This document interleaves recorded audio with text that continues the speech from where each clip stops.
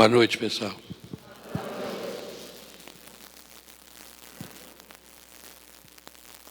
É bom estar aqui com vocês.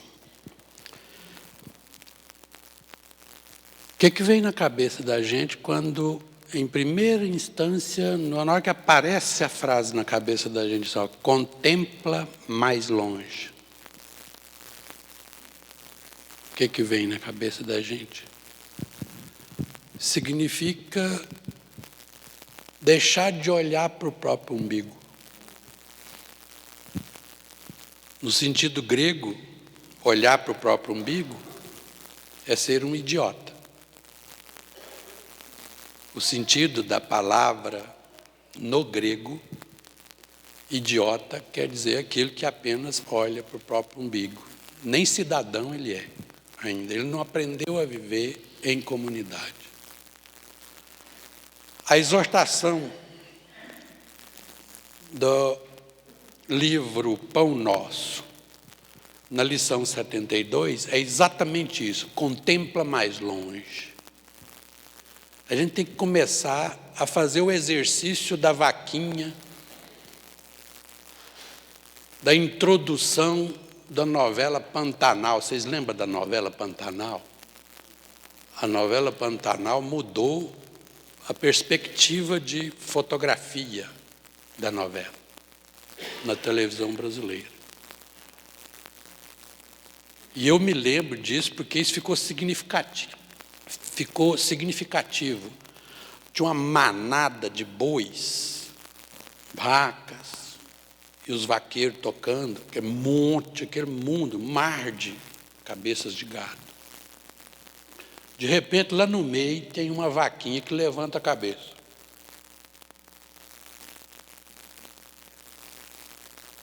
E sai desabalada, e o vaqueiro tem que ir atrás dela para buscar, porque ela se aparta do bando. Naquele momento eu me sentia como aquela vaquinha. Eu falei assim, não, é como se você levantasse a cabeça assim e falasse, para onde que estão levando a gente? Eu não vou, não. A partir de agora eu vou escolher meu caminho e vou procurar novas paragens. A gente tem que começar a aprender a sair do bando, que às vezes a gente fica mergulhado, olhando para o chão, falando mal da vida, e a única coisa que a gente precisa fazer é levantar a cabeça e olhar mais longe. Contempla mais longe. A gente interpreta o mundo de acordo com o nosso próprio umbigo. Lucas, capítulo 6, versículo 38. Nesse capítulo é semelhante ao de Mateus, em que relata o momento em que Jesus faz o sermão da montanha, faz as admoestações às pessoas, né? Seja o sal da vida, aquele que salga, né? Não seja uma pessoa que não tenha sabor. Observe a vida com mais situação detida, observa mais rigorosamente, vai mais longe na sua maneira de interpretar a vida. Não fica apenas no seu mundinho provinciano. Aprenda a se tornar um ser cosmopolita. E aí você começa a entender que a realidade é muito maior do que a gente imagina. A frase do Evangelho que determina essa lição é Lucas 6, 38. Porque com a mesma medida com que medires, também vos medirão. Ou seja, ao você medir a vida, você está dando a medida de você mesmo. Porque é um espelho. A boca fala daquilo que transborda o coração. O olhar seu enxerga aquilo que você tem dentro do seu coração. Uma pessoa amarga enxerga a vida de forma amarga. Uma pessoa alegre enxerga a vida de forma alegre. Não é assim? Eu me lembro da historinha, quantas vezes nós já contamos, mas vale a pena a gente contar novamente. Dizem que quando Jesus andava com os discípulos pelo mundo, de repente eles estavam passando por uma trilha e tinha uma carcaça de cachorro morto, fedendo. Os discípulos que estavam na frente falaram: "Nó, que fedor!" E já saiu cortando volta e tal, coisa e tal. Lá da frente eles ainda gritavam: "Mestre, cuidado, tem uma carcaça de cachorro morto aí, está fedendo demais." E Jesus continuou na trilha, parou bem em cima da carcaça, contemplou. Aí os discípulos falaram: "Mestre, como é que o senhor está aguentando essa caatinga?" E Jesus calmamente falou assim: "Olha que bela arcada dentária tinha esse animal." Jesus contemplava além. Ele via beleza onde todos viam carniça, podridão. Jesus era assim. E era assim que ele ensinava para a gente. Olha mais além. Eu me lembro de uma cena de um filme, que eu gosto de citar cenas de filme, porque fica a imagem na cabeça, quem assiste o filme não esquece. O filme Dr. Patch Adams tem uma cena em que o Dr. Patch está internado, ele se internou no manicômio. E lá no manicômio tinha um doido, extremamente inteligente. E toda vez que ele chegava perto desse doido, o doido virava para ele e falava assim: "Quantos dedos tem aqui?" Vocês lembram dessa cena? "Quantos dedos tem aqui?" Ele olhava. 4. Nem ligava. Ele simplesmente queria que alguém olhasse além. Aí tem um belo dia lá que o Dr. Patch chega lá, e aí, na relação com o doido, ele pega o copo de papel, estava vazando, ele pega o copo de papel e pega uma fita que estava na mesa e vai lá e cola o copo. E aí ele vira e fala assim: "Eu descobri." Qual é a pergunta mesmo? Quantos dedos tem aqui? Eu pergunto para vocês, quantos dedos tem aqui? 8. Para quem enxerga além, são 8. Porque quando você enxerga além dos dedos, o seu olho faz multiplicar. Aí se transforma em 8. Essa era a pergunta que ele queria saber.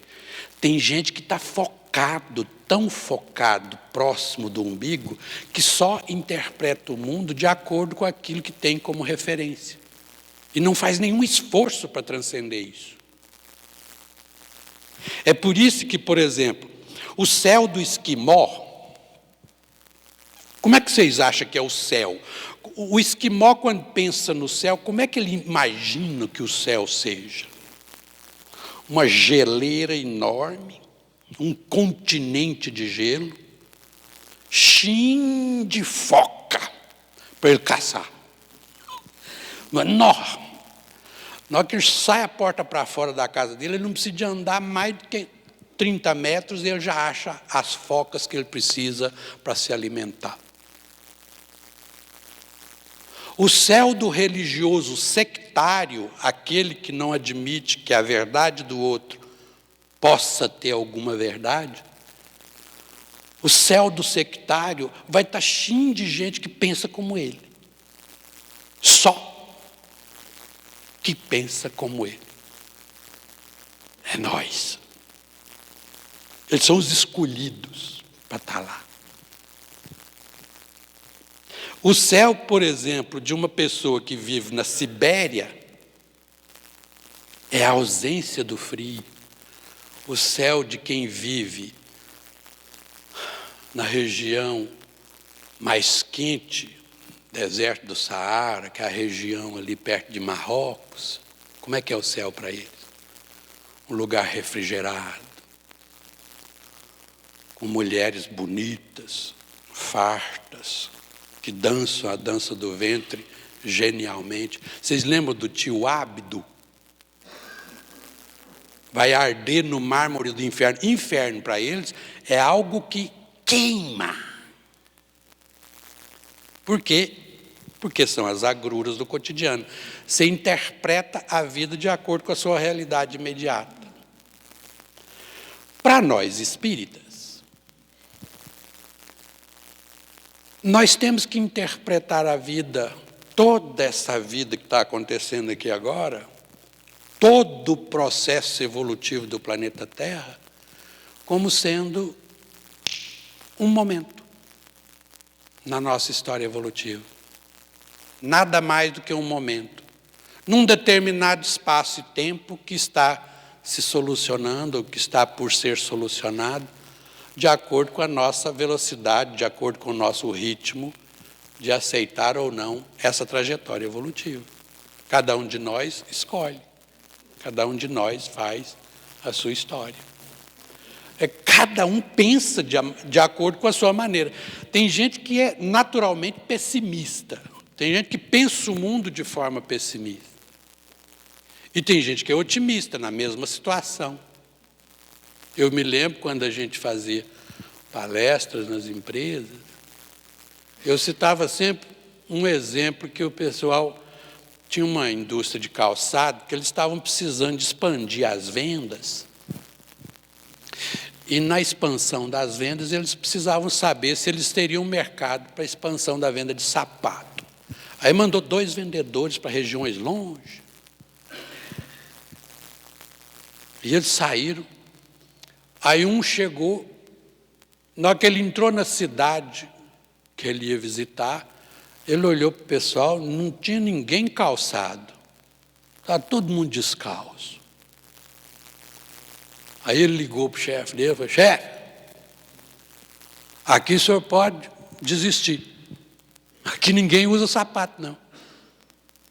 Ninguém vai comprar sapato da gente, não. Pode parar a produção, porque senão nós vamos ficar encalhados aí com a produção.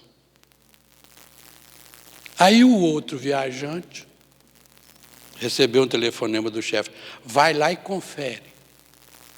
Aí o outro viajante saiu, foi lá. Na hora que ele chegou lá, falou: não, chefe, dobra a produção, porque aqui ninguém tem sapato. Nós vamos rachar de vender sapato aqui. Cada um interpreta de uma determinada maneira. Qual a visão que você prefere? Qual a amplitude da visão que você tem da sua vida? Algumas coisas que a gente precisa de ponderar.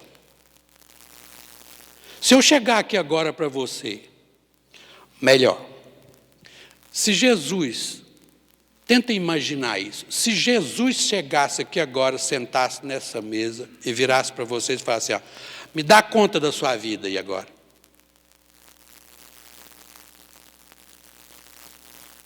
O que você tem feito da sua vida? Faz um relatório da sua vida aí agora.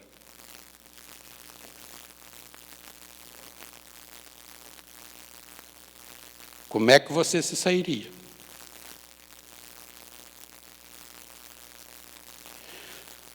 A gente já começa na complicação da comunicação. Vocês já viram como é que é a comunicação? Quando alguém chega perto da gente, fala: vamos lá, fala de você aí. Fala da sua vida. O que você tem feito? Qual é a tua obra? O que você está fazendo de bom para essa vida, para a sua vida? Vê lá o que você vai responder.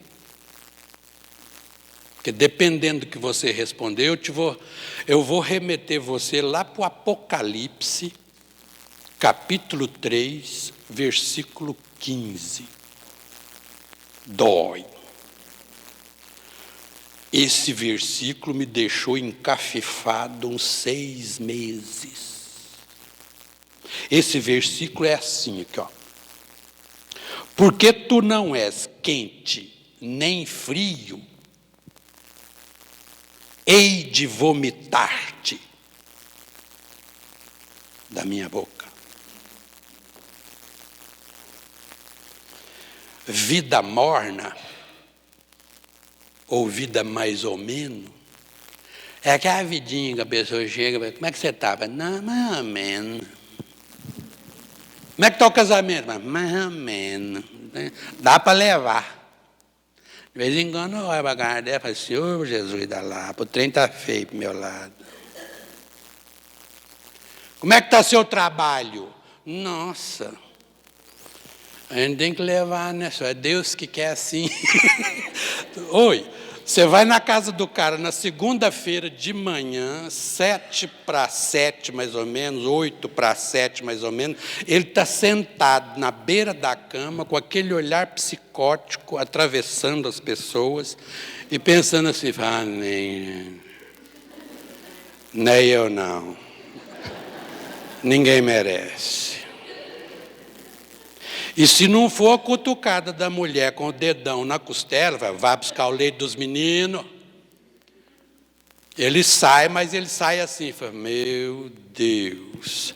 Vai para o local de trabalho, chega no ponto de ônibus, reclama.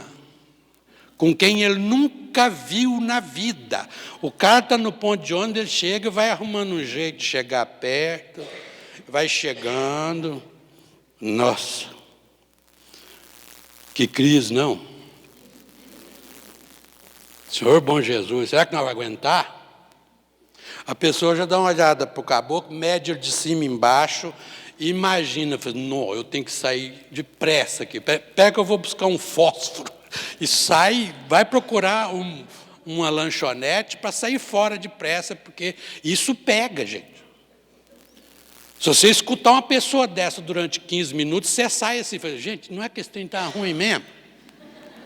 Esse trem não está valendo a pena não. Ué. Pega o ônibus, não conversa com ninguém, vai para o local de trabalho, chega no local de trabalho, não cumprimenta ninguém, vai para o vestiário, troca de roupa, vai para a máquina e começa a trabalhar e começa. Ah, pelo amor de Deus. Aquele relógio lá está estragado, velho. Aquilo não anda, não, é? Vai dar 5 horas hoje, mas não. Vai dar 8 horas, mas não dá 5, é? Quantas horas aí? Quantas horas aí? Ah, nem. E o encarregado, na hora que vem chegando, ele já começa a gritar, e vem. Olha lá quem vem, olha lá. E na hora do cafezinho, ele conversa com os colegas, fala, se Deus quiser, uma hora a minha vida vai melhorar. Aí eu penso, de que jeito a vida de uma pessoa dessa muda? Será que ele sonha em alguém entrar na empresa, empresário, olhar para ele e falar, nó, achei o profissional que eu queria. Desanimado, reclama o dia inteiro. Desanima todo mundo em volta. Vou contratar. Vou pagar 4 vezes mais. Esse eu quero na minha empresa. O cara faz anti-marketing e quer ter uma visão de futuro. Ele não sabe o que é visão ampla da realidade. Visão ampla da realidade é você construir a sua história. Construir a sua história em ser gente boa. Sabe o que é gente boa? Você já viu o que é gente boa? Eu me lembro da minha sogra. Minha sogra, às vezes a gente brincava muito com ela, porque ela era para mim uma mãe de primeiríssima linha. Entre eu e a minha esposa, o voto dela era meu. Tranquilo. E a minha sogra era dessas pessoas extremamente otimistas, ajeitadas, sabe aquela coisa de... No dia que ela sofreu um acidente em Belo Horizonte, quebrou o fêmur, que até hoje não colou, quebrou o fêmur. arrancou o tampo da cabeça, assim, que a pele voltou tudo para lá de cá, que se tiver que voltar a pele dela para o lado de lá, em pleno Hospital João 23, todo mundo desesperado, enfermeiro, médico, desesperado em volta, tentando solucionar o problema dela, e ela, calma, gente, vai dar tudo certo. Oh, isso é gente que dá vontade de você pegar e levar para casa. Esse tipo de gente sempre será bem-sucedido. Por quê? Porque as pessoas que estão em volta percebem que ali tem gente ouro, ali tem pepitas de ouro, tem diamantes em forma de gente agradável como gente. Agora, imagina você conviver com uma pessoa que é o contrário disso. Reclama. E fica com aquela vidinha mais ou menos, nem para lá e nem para cá. Sabe aquela vidinha mais ou menos? Aquela vidinha que a pessoa fala, não, se Deus quiser, logo é dia de palestra lá no centro, vou lá tomar uns passos, vou dar um jeito no meu joelho está doendo, mãe, nossa Senhora. Eu fico imaginando, olha a quantidade de coisas que você pode receber num centro espírita. A pessoa fica preocupada com a dor no joelho. Dor no joelho. A última vez agora que eu fui ao médico, o médico virou para mim e falou, Zé, deixa eu te explicar uma coisa.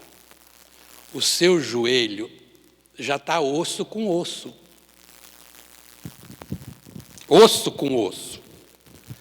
E por causa da sua poliomielite, eu não posso fazer uma cirurgia de você de monta, por exemplo, de uma prótese, porque depois você não tem musculatura na panturrilha, você não vai levantar.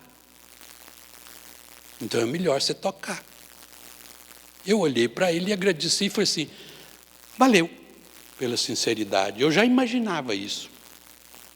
Ele falou assim, a sua trajetória agora, Zé, é bengala, andador, cadeira de roda. E eu falei, é nós. E já estou olhando cadeira de roda. Tomara que demore, porque eu ainda vou aproveitar bastante a bengalinha, depois eu vou aproveitar o andador, e eu quero, fazer questão de atravessar 1º de junho com Goiás com andador. Ali. Quero fazer hora. No meio do caminho eu vou esquecer alguma coisa, eu vou voltar. Tem direito, não tem? Eu vou começar a olhar, eu já estou olhando amplitudes de horizontes nessa área. Mas é uma maravilha. Mas as pessoas ficam preocupadas com coisas temporárias, ao invés de se preocupar, vir ao centro espírita para pegar informações que são extraordinárias para fazer a gente tornar o nosso sal, que salga. A nossa luz, que ilumine. Não, a gente está preocupado em vou dar um passinho no meu joelho, dá um jeitinho no meu joelho. Posso dar um jeito, vai durar mais ou menos 3h30.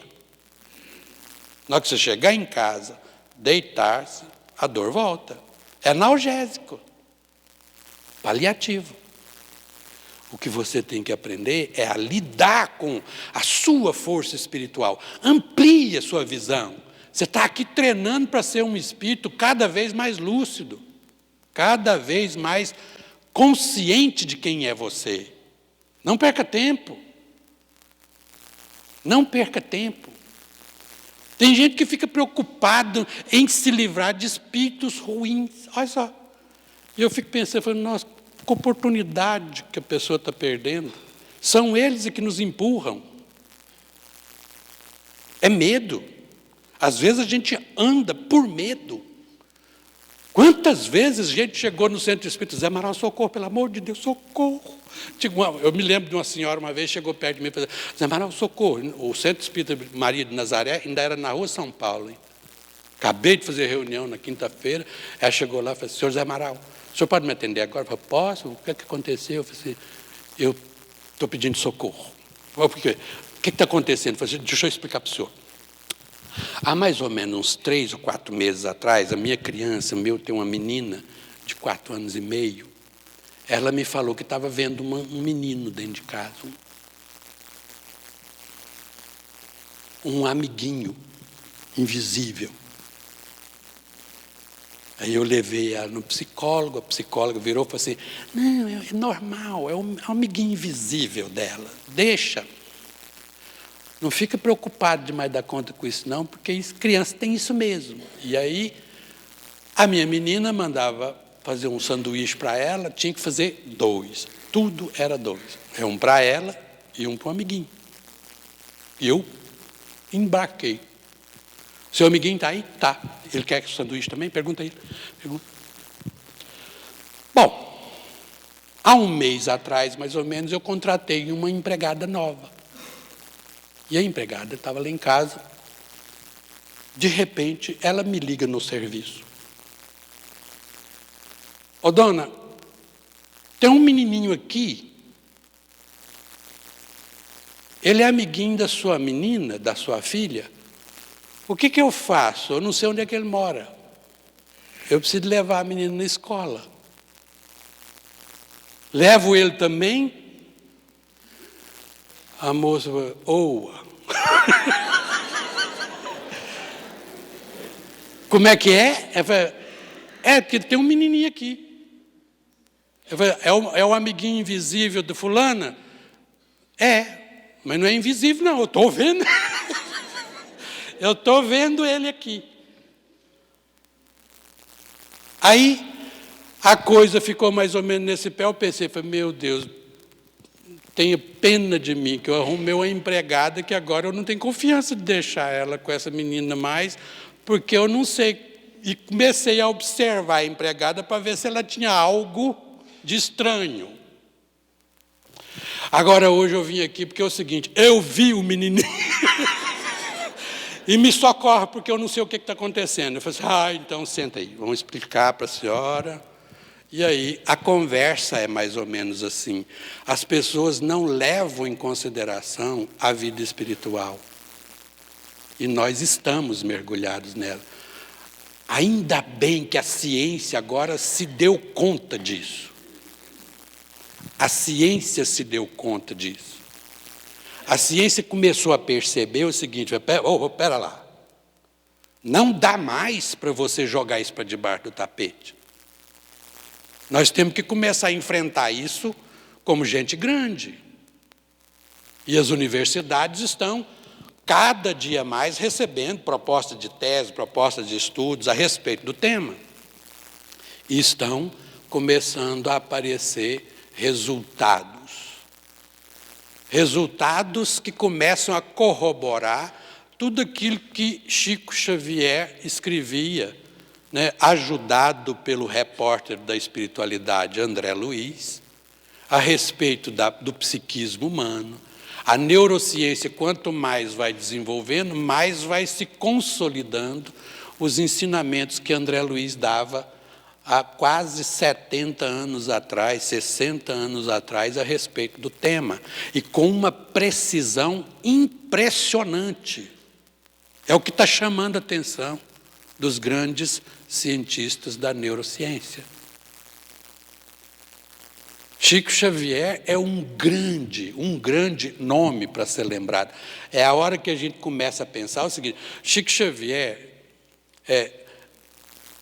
em 1940, mais ou menos, ninguém falava ainda em trem-bala, veículo de propulsão magnética, e Chico colocava nos livros que no mundo espiritual o que se utilizava era veículo de propulsão magnética.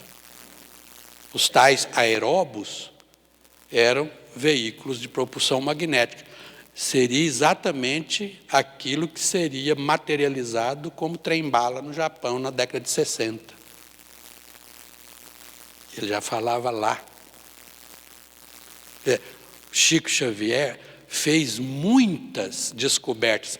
Olha o que é ver além, ver lá na frente.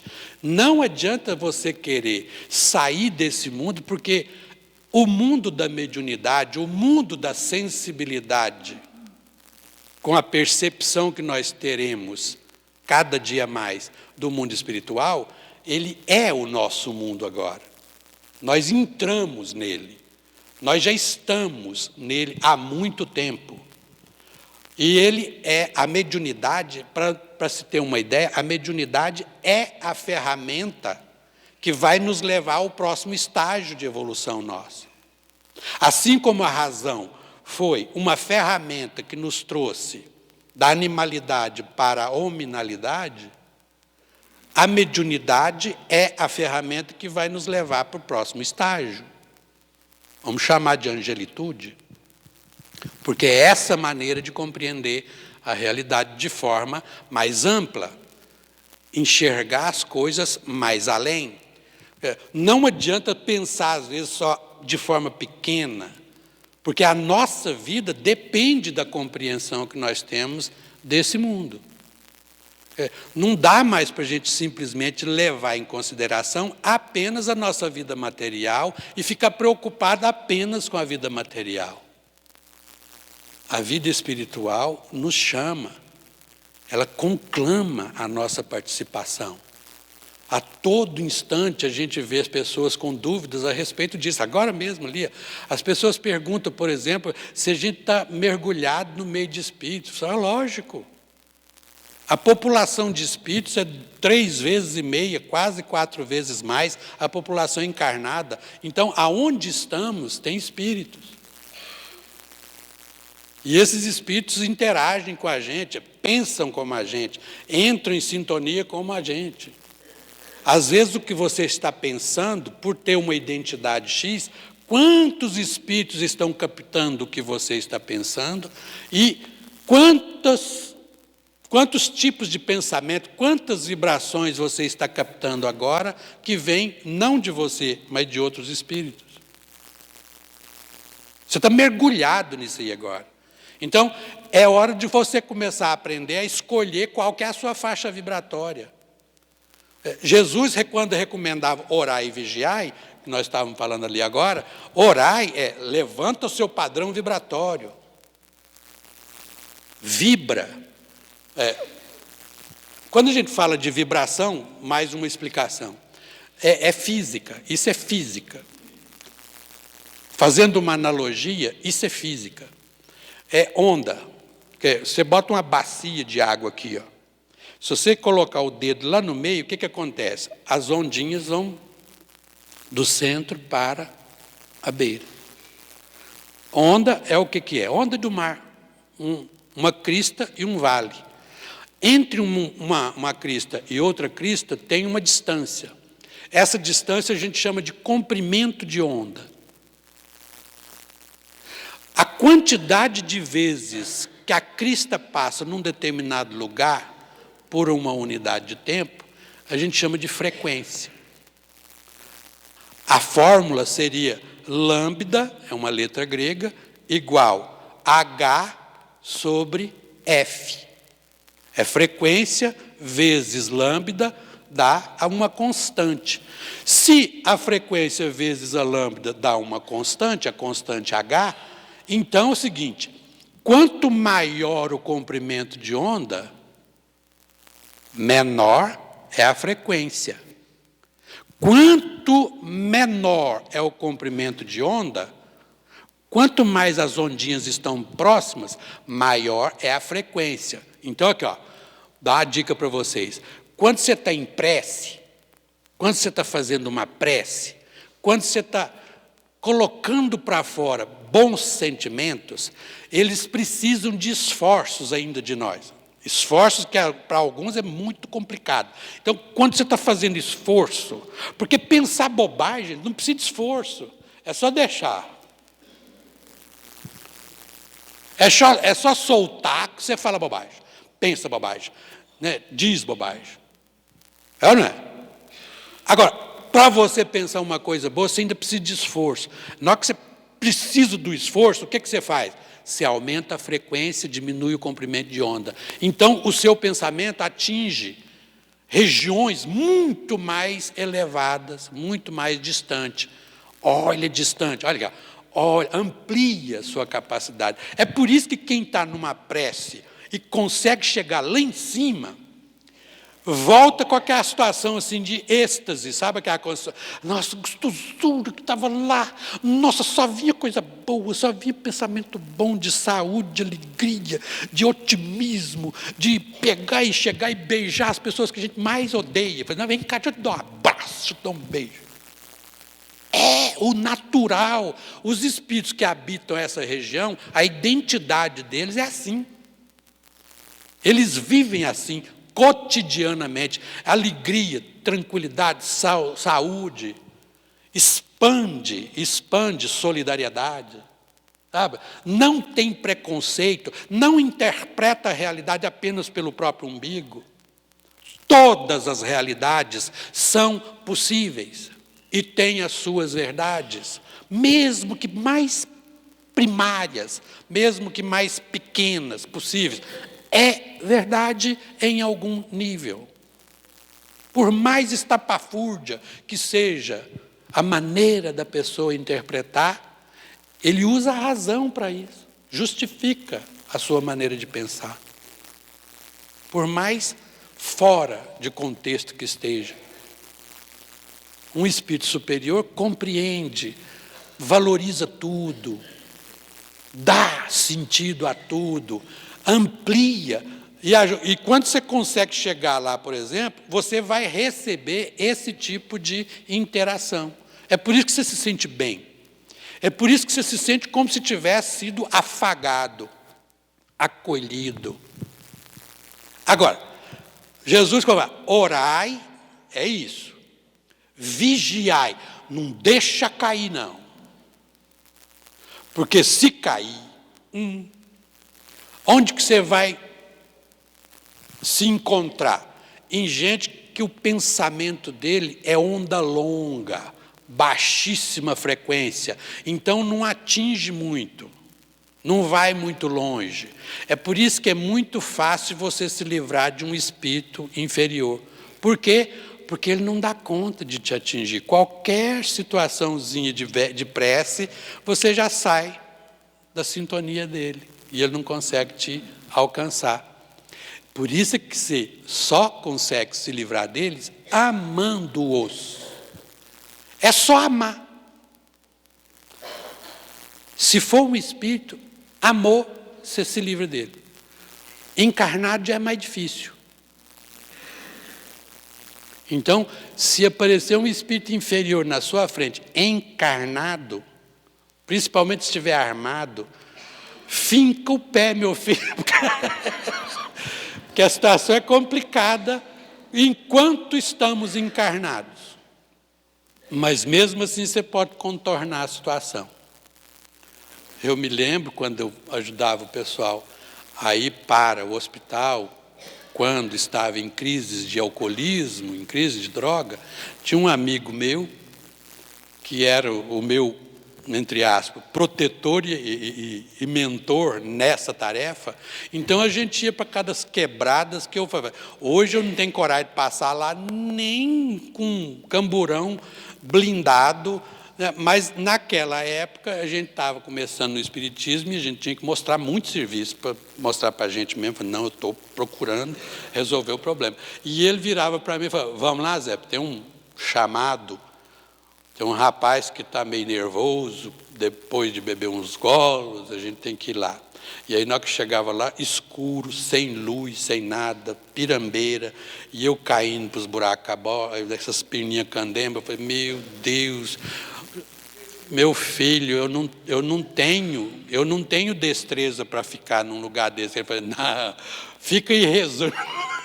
Me sentava num canto, e às vezes de longe, assim, dava para você ver o risco de fogo na faca passando no cimento. E eu falei, nossa, é hoje que nós vamos para o mundo espiritual. E aí eu via esse indivíduo utilizando os talentos que ele tinha, que era o talento de admoestar uma pessoa. Um coração de ouro esse indivíduo tinha, de tanto ajudar pessoas que precisavam. Ele falava assim, sabe por que eu consigo ajudá-los? Porque eu os amo, eu gosto deles. Eu quero ajudar a eles. E aí, enquanto ele estava lá tentando, o risco da faca, não aproxima não. Eu falei assim, ô companheiro, o que é isso? Nós viemos aqui para beber um gole junto com o seu, ué. E você trata a gente desse jeito? Ué. Isso não é modo de tratar um amigo, não. E já estava ali, 10 minutos depois, eu já estava com o cara abraçado, pega a faca, entrega para a esposa, e fala, nós vamos levar ele para o hospital, deixa com a gente e tal. E entrava no meu carro, a gente levava para o Hospital São João de Deus, chegava lá, ligava na assistência social, ligava para o doutor Otaviano, a quem eu devo muita obrigação, doutor Otaviano velho, né? E aí, prontamente, velhinho que a gente podia botar no bolso e levar para casa, que era extraordinário trabalhador. E ele não fazia questão. Qualquer hora do dia ou da noite, ele ia e prestava socorro. Aplicava o remedinho, dava as prescrições todas, indicava para as enfermeiras, falando assim, vai lá, faz tudo para ele assim, assim, assado. Vinha alguém para limpar e a gente ficava ali, tentando esperar o momento crucial, às vezes, daquilo que a gente chama de síndrome de abstinência, para ver se a pessoa não estava muito alterada. Às vezes ficava ali segurando as pontas até ver se ele ia ter uma crise aguda ou não. E aí, a gente começava a aprender que essa é a vida de um espírito. A vida de um espírito lúcido que olha além, que já prepara uma vida, sem ficar muito preocupado, sem ficar encanado com isso. É uma vida de espíritos, mas de espíritos que sabe que é um espírito. Um espírito que sabe que não vai acabar no túmulo. E que a vida continua, e que as nossas relações continuam. E que cada coisa que a gente faz por um desses nossos irmãos aqui, conta muito nas nossas relações de amizade. Às vezes as pessoas pensam assim, por que fulano dá sorte?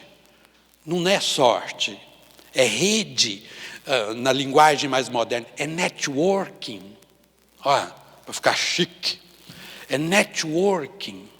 Porque quando você faz um bem para alguém, seja lá quem for, óbvio que esse alguém tem mãe, tem pai, tem amigos, tem pessoas que o amam, e às vezes estão no mundo espiritual. E na hora que eles veem você fazendo bem para essas pessoas, você passa a ser protegido deles.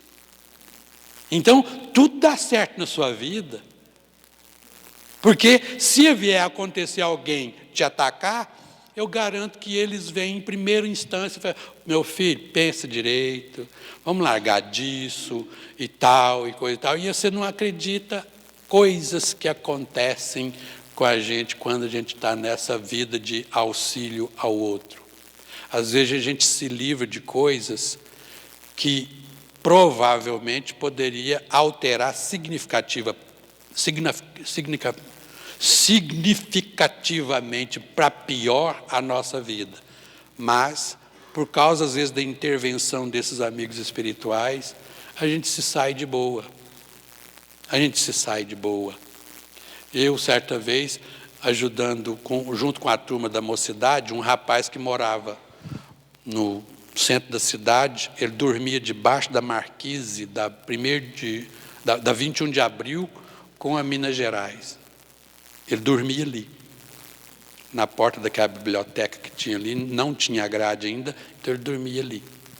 Aí nós fomos oferecer ajuda para ele. E aí levamos para a Vila Vicentina. Na Vila Vicentina pedimos a irmã Rita, na época, falou, irmã, dá para a senhora ajudar ele? Dá. Não, aí organizamos tudo, né? Custeamos as roupas, custeamos tudo, fizemos uma vaquinha, arranjamos um serviço para ele, ele era papa defunto, né, de renome, sabia inclusive fazer translado internacional, ele tinha tecnologia para fazer a preparação de um corpo para translado internacional. Aí ele arrumou um emprego, só que eu ficava com a tarefa de buscá-lo 3 vezes por semana na Vila Vicentina para levar para o grupo de Alcoólicos Anônimos. Uma dessas viagens, um belo dia, quase 10 horas da noite, a gente estava voltando, ele estava com um estilete na mão e falou para mim assim: vocês são muito doidos, cara. Eu admiro a coragem que vocês têm. Vocês não me conhecem, não sabem de onde eu venho, e você está sozinho comigo aqui agora, no seu carro, e eu estou com esse estilete na mão. Eu poderia te tomar esse carro. E eu olhei para ele e falei assim: e vai tomar? Não. Que Deus te abençoe. Deixei ele na porta da Vila Vicentina. No dia seguinte, a irmã falou que ele tinha pedido para sair, para fazer, eu acho que foi comprar cigarro, porque ele não estava, né, detido lá dentro, ele era livre, e nunca mais voltou. Nós nunca mais ficamos sabendo dele. É assim. Eu imagino que nessa hora que ele às vezes poderia ter passado na cabeça dele aquilo que ele me disse. Mas por que será que ele não fez? Até hoje eu estou agradecendo aos amigos espirituais anônimos que devem ter juntado para ajudar. Eu imagino e agradeço a Deus pelo bem que a gente faz, mesmo que seja pequenininho, insignificante, como isso que a gente acaba de contar, mas que seja uma visão de futuro, uma visão de vida espiritualizada, uma visão ampla do que é a realidade espiritual. E nós temos que, a tarefa nossa é implantar essa realidade aqui, enquanto estamos encarnados. Porque ao chegarmos lá, aí não vale, porque lá é fácil de entender.